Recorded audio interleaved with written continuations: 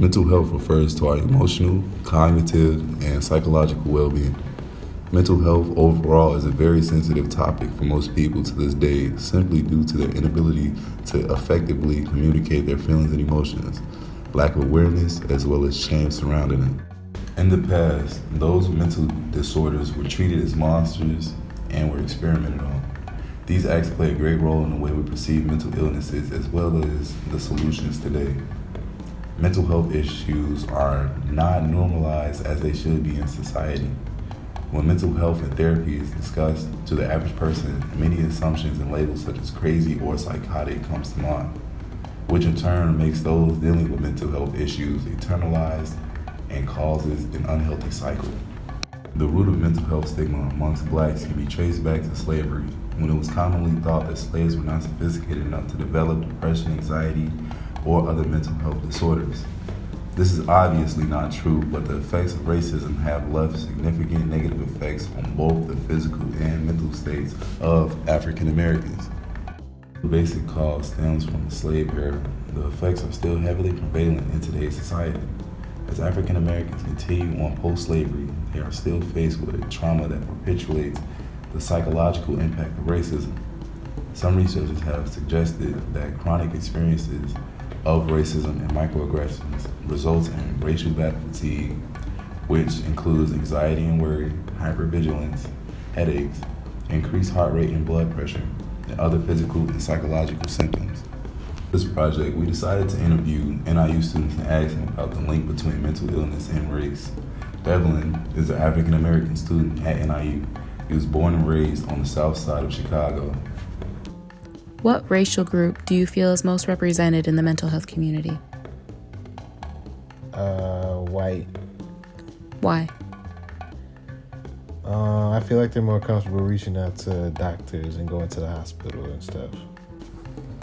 We also interviewed Matthew, another student at NIU.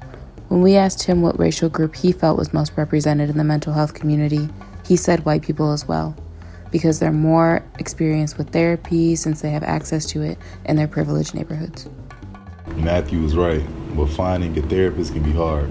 African Americans living in medically underserved communities may encounter a dearth of qualified professionals, often compounded by limitations due to health insurance or lack thereof.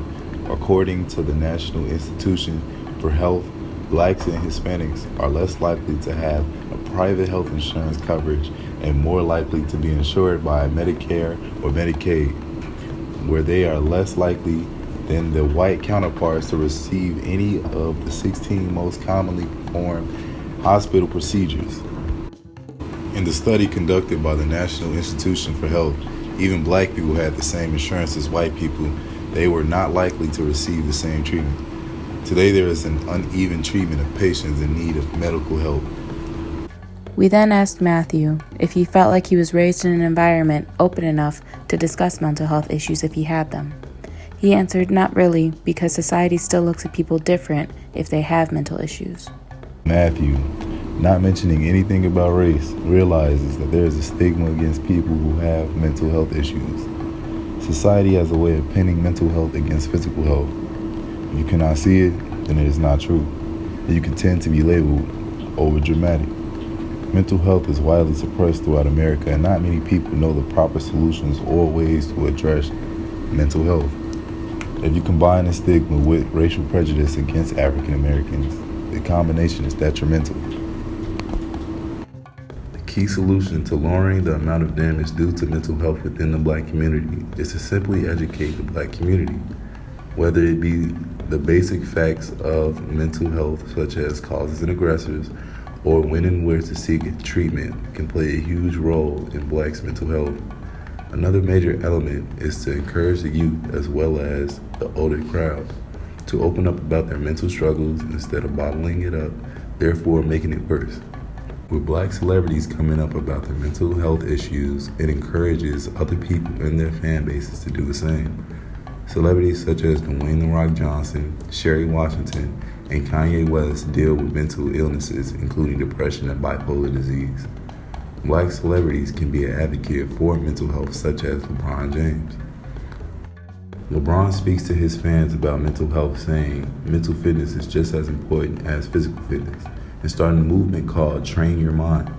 Often, the black community is stuck with the stigma that if we can survive slavery and the racism of Jim Crow era, then we are strong enough to survive anything, including mental health, which isn't the case.